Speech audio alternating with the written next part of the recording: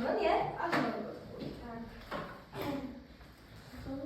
Oydu жеткізу, көңілді ойды жеткізу, ойды сергіту мақсатында. Бүгін мен мектепке не үшін келдім деген сұраққа бір-бірден жауап берейік. Мысалы, мен бүгін сабақ мектепке білім беру үшін келдім. Сен бір-бірден айтады, не үшін келдің мектепке? Білім алу үшін келдің. Қайсар? Олай қайырым. Сен білім алу үшін келдің. Білім алып жазу үшін келдім. Қыздар, сен? Мектепке не үшін келдің? Білім алу үшін. Жазу үшін келдің. Сая?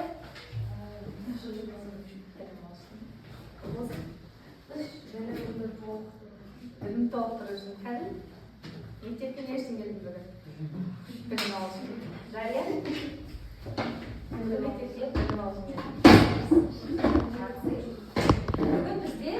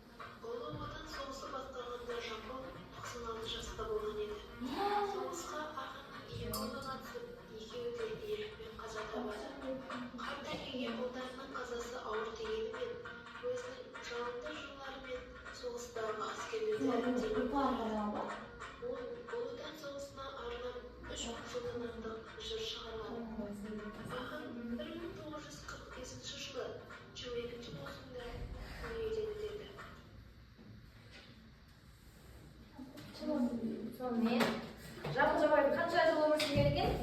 99 иә? Оның ұстазы кім болған? Ұстазына қандай сөз айтып, ұстазына айтқан шумағы бар ғой? Білесің ма сөздерін? Менің бірім Сүйінбай, жыр айтайын Сүйінбай деп жырлаған иә? Тағы информация айтып өтейін иә? Биыл 28 ақпанда Жамбыл Жабаевтың туғанына 180 жыл толады. Жыр алыбы Жамбыл Жабайұлының ақын ретіндегі ерекшелігі неде? Жамбыл жай ғана ақын емес, ол эпикалық импровизатор және жауынгер ақын. Жамбылдың ерекшеліктері: айтыскер ақын, Жамбыл айтыс өнерінің шыңындағы ұстазының ықпалы, Сүйінбай бабамыздың әсері оған зор ықпал етті. Жан-жақтылық: Жамбыл 8 қырлы бір сырлы ақын. Абыз жырау, ол ауызы дуалы, сөзі киелі, жыршы, домбырашы, күйші болған. Домбырамен жырлау: Жамбыл өлеңдерін домбырамен үйлестіре отырып шығаратын болған. Жамбыл аса күрделі құбылысы жүз жасаған ақын. Жамбыл Жабаев қазақ поэзиясының алыбы ғана емес, ол халық поэзиясы арқылы қазақ халқын әлемге танытты.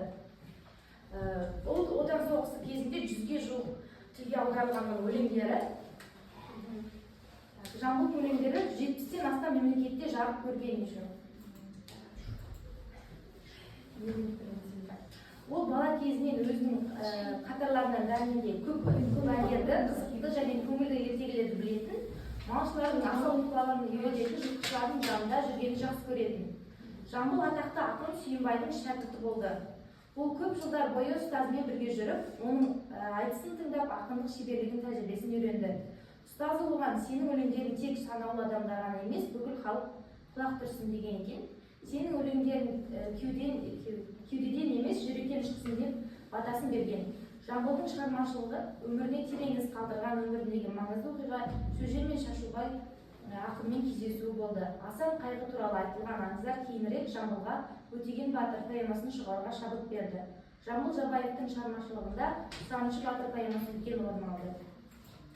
Енді танымал деген тақпақтардың атын айтып өтейін.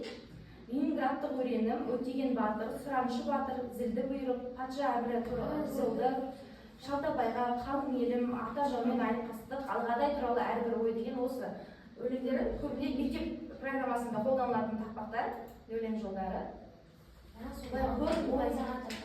Жаттап жүрсіздер ма?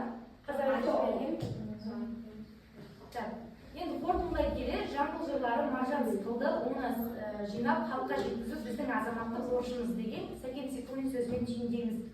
Жамбыл атамыздың өмірі өнерге жырлары тәрбие көзі, ақынның табандылығы мен еліне деген шексіз махаббатын үлгі ала отырып, біз тарихи тұлғаларын құрметтеуге, туған жердің әрбір тасын қадірлеуге, патриот болуға тиіспіз. Жамбыл мұрасы мәңгілік рухани қазынамыз. Қазір бір-екі сұрақ қояйын, өз ойларымды айтыңыздар, иә? Қазіргі заманға жамбыл сияқты тұлғалы керек пе? Балалар, не үшін керек деп ойлайсыңдар ойларың? Қазір халқын қолдау үшін. Қолдау үшін, иә? Жастарға ақыл беру үшін, иә?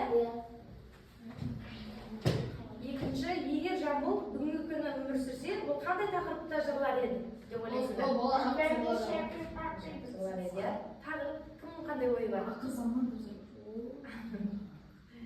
Қандай тақырыпта? Қайтшы өтмесін. Саясатқа байланысты, тәрбиеге байланысты, қандай әділдік туралы, иә? Жастар қалай? Жастар тәрбиелі деп ойлайсыңдар ма, или қалай ойлайсыңдар? Жастар минус бар ма, жоқ па?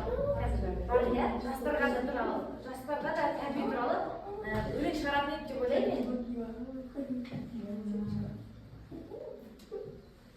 Тағы да бір, жастар неге тарихи тұлғаны білу керек деп ойлайсыңдар? Жастар неге тарихи тұлғаны? Олар білмесе қол кету үшін. Жоқ, Кезінде ата-бабаларымыз қандай болғанын білу үшін. тарих білу үшін, иә? Қандай өсиет, ақыл қалдырғанын білу үшін, иә? Кім қалай қалдырғанын, қандай оның мағыналы болады. қазіргі қандай еңбегі сіңгенін білу үшін, иә? Білу керек қазіргі заманда.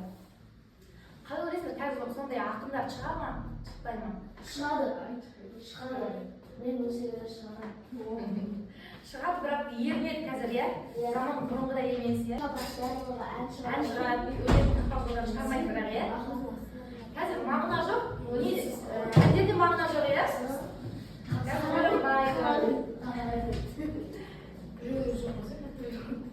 Мағына жоқ қазір. Қазір әркім өзін таныстыру үшін жұмыс істейді, оқиды, сонымен ақындар сияқты отырып өлең шығаратын уақыт жоқ деп ойлаймын мен қазір.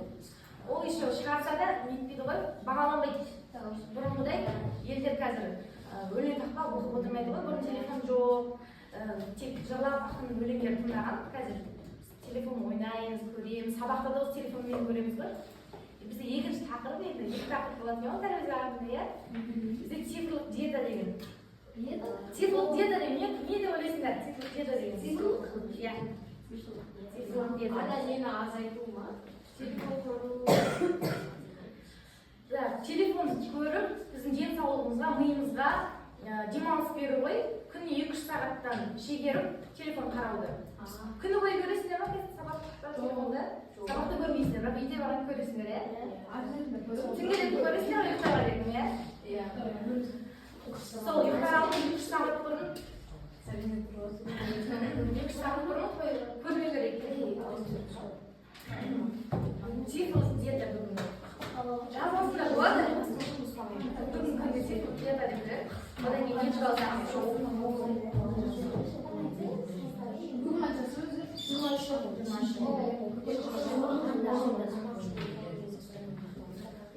Жазылды? Цифрлық диета не екенін тәсілінде не көрдіңіз? Балалар? Телефон, иә? Телефонға. Интернет жоқ екен, той салу болады. Цифрлық диета шегеру телефонда 2-3 сағат, мысалы, одан да көп телефоннан бас тарту, иә? Мысалы, қазір қараңдар. Біз сабақты осы гаджеттерден, компьютерден, телефоннан көреміз, иә? Ойын ойнаймыз, видео көреміз, әлеуметтік желіге кіреміз осы телефон арқылы. Қалай ойлайсыңдар, біз телефонды басқарып отырмыз ба, әлде телефон бізді басқарып отырмыз? Телефонды басқарып отыр, иә? Сол үшін де қазірден бастап біз телефонды дұрыс қолданып үйреніп білуіміз керек. Миға демалыс беру керек. Мысалы, қараңдар. Тамақ уақытында телефон қарап тамақ ішеміз бе? Арасында. Ондай адамдар бар, иә, телефон? Кейбір тамақ ішіп отырады, кино не сөйтіп қойып қояды, тамақ ішеді, иә? Оның бәрін доғару керек. Тамақ ішкен кезде, немесе отбасымен отырған кезде телефонды шегеріп, көбірек отбасымен сөйлесуге уақыт бөлу керек. Онсыз да біздің отбасымыз таңнан кешке дейін жұмыста болады, біз сабақта боламыз, бізде уақыт болмайды. Кешке қарай бәріміз телефонда болса, сонда кім әңгімелеседі, иә? Мен Үйге барып, бүгін қалай күн өткізгенімізді, қалай өткен, не алғанымызды бәріміз бірімізбен алмасып, өткізуіміз керек, сөйлесуіміз керек отбасымен. Ата-аналар көп балалармен сөйлессе, балалар көп ата-анамен сөйлессе, андай қарым-қатынастары жақсы болады деп ойлаймын. Проблема болмайды. Мысалы, мектепте де проблема болса, ол ойланбай ата-анасына айта алады. Және бір нәрсе болса, ата-аналар мән береді, баланың не болып жатқанына, көңіл күйіне. Қазір көп мән бермейтін сияқты деп ойлаймын ата-аналар. Жақсы ата-аналар болады, жақсы емес ата-аналар болады ғой енді. Болдар болады, болдар босайды, босамайды. Соған байланысты. Соған мен сүйемін. Мысалы, сендер 2-3 сағат телефонсыз үйге барсаңдар, мектепте емес, мектептен тыс үйге барып 2-3 сағат телефонды алып қойсаңдар, не істер едіңдер? Жоқ, вообще телевизорда жоқ, компьютерде жоқ, телефонда жоқ. Бірден айтып жүрейін. Не істейді, 2 сағат орын телефон жоқ. Не істеуге болады?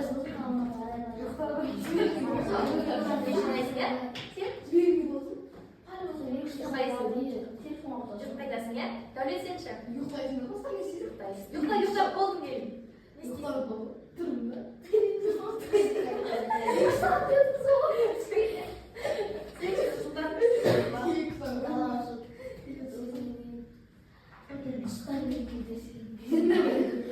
Ойнайын, иә?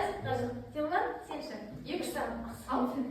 Ақсайға барасың? Ақсайда не бар?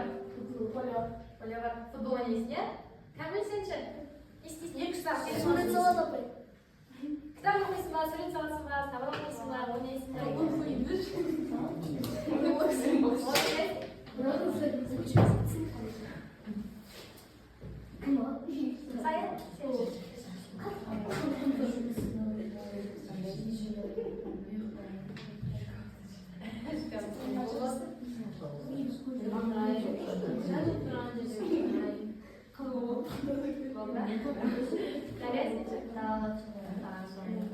Өмір қандай? Борт қандай? Осыдан қандай борт түйесіңдер? Телефонсыз өмір қызықты кет? Қызық, иә?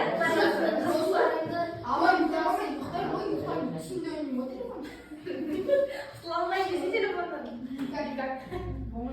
Сонымен негізі олай өмірде қызық, телефоннан шығып, ойнап, бірге қыдырып, мектепте оқушы нелермен, сыныптастарымен уақыт өткізуге болады, иә?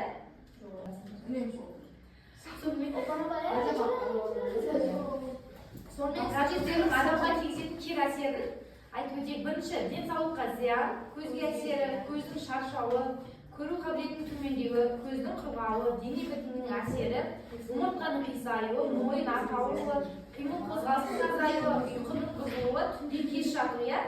Таңертең шаршап отыру, ұйқы сапасының төмендеуі. Мысалы қараңдар, біз телефон отырамыз. Телефон былай отырамыз ғой, полный. Былай отырасыз, біз отырмайсыздар сендер. Бәріне анық, иә? Ол омыртқаның қисаюына әкеледі. Омыртқа қисайған кезде сендердің сколиоз білесіздер ме, сколиоз? Бір жақ иықтарың жоғары, бір жақ иықтарың төмен болып кетуі мүмкін. Сол ішінде барлық салмақты омыртқаға түсіріп, тік отыруға тырысамыз. Сосын ол еще неге дұрыс отырмасаңдар, дұрыс қолданбасаңдар, мынау неге бет әлпеттің бұзылуына да алып келуі мүмкін. Сонда гипотония деген ауру бар. Ол сондай ауруда пайда болуы мүмкін. Сол ішінде қараңғы бөлмеде бүйтіп жатып көрсең, олар қырынан жатып, телефон көрсең, уже көзің бір жаққа қарай қисаюы мүмкін. Сол ішінде жатқан кезде тек тіге қарап, не отырып қарау керек. Сосын түнде жарықты қосып қойып телефон шықпау керек. Қараңғыда ол бәрібірде көзге әсер етеді.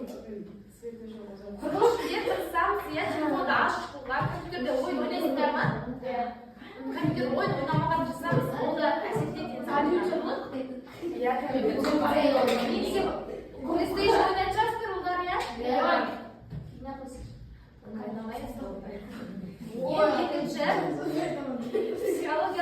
жаңағы ашушаңдық, тез жабылу, зейіннің төмендеуі, тәуелділік қалыптасуы, шынайы қарым-қатынастың азаюы, ұзақ уақыт әлеуметтік желіде отырулар өзін басқалармен салыстыруына, өзіне деген сенімнің төмендеуіне әкелуі мүмкін. Соңғысын естідіңдер ме?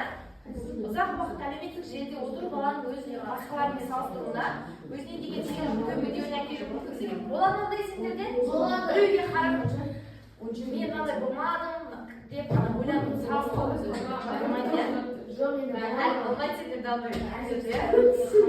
дұрыс, ешкімге қарамау керек, әркім өз өмірі бар, әркім өзі жетістікке жетеді, иә? Ешкімге еркемен береді, инстаграмда өмірге қызықпау керек, олар тек қана бақытты сәттерін салады, мысалы қиындық болса олар салмайды ғой, ол көрмейді, тек қана біз бояулы өмірге қызығамыз, оны көре бермей, шын өмірге бүйтіп түңіліп қарау керек. Түңіліп қарау керек. Үшінші, оқу үлгеріміне әсері, сабаққа көңіл бөлмеу, үй тапсырмасын кеш орындау, дәлет тыныш, есте сақтауды қабілеттің әлсіреуі, назардың тез бөлуі.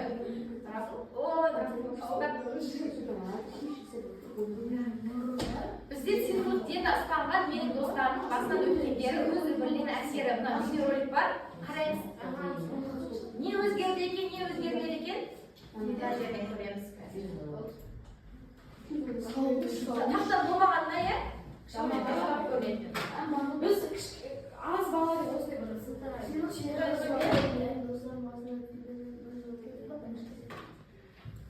Ya babam doğruydu, çok oldu. Bir de bunların da şeyler var. Bir kadar böyle Arabisın.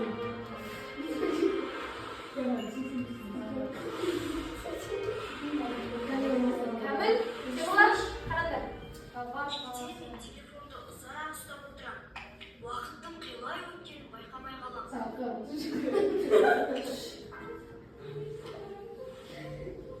Сондықтан мен бір күнге цифрлық диета жасап көруге шешім қабылдадым. Басында маған өте қиын болды. Қолым телефон іздеп тұрады.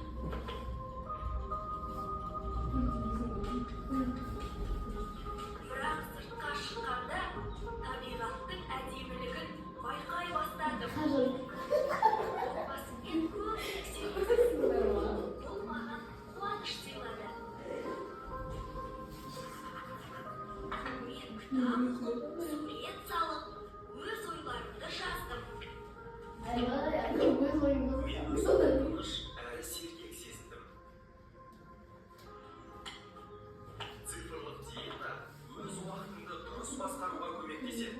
Ал сен байқап көрдің бе?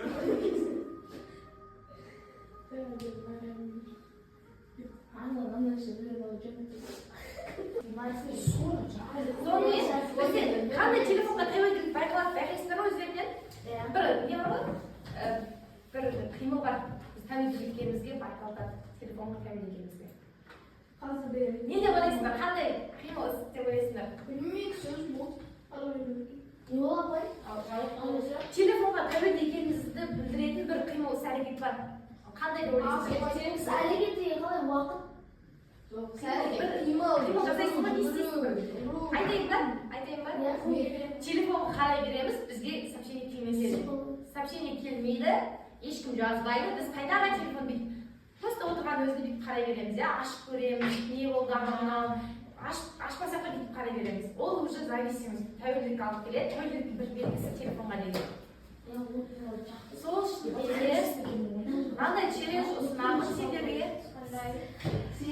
Ұйықтардың алдында сағат бұрын телефон қолданбау, тамақ кезінде телефон ұстамау, күннен кемі 2 сағат телефонсыз уақыт өткізу, бір күн әлеуметтік желісіз бір күн телефон ұстайсыз ба? Қоспай, әлеуметтік желісіз. Одан кейін келіп сабақ таң беремін сендер, апайларым келеді ғой. Осыны орындап көріңдер, сосын қандай өзгерістер байқалды, айтасыздар ма? Естідіңдер ма бәрі? Челлендж? Естідіңдер ма қандай? Ұйықтардың алдын 1 сағат бұрын телефон ұстамайсыңдар, тамақ кезінде телефон тоже ұстамайсыңдар, күнде 2 сағат телефон қолданбайсыңдар, 2 сағат бос тұрады телефондар. Содан кейін келесі понедельник тәрбие сағат өткен кезде қандай өзгерістер байқадыңдар? Не өзгерді, не ой түйдіңдер, соны маған айтып бересіздер? Иә ма?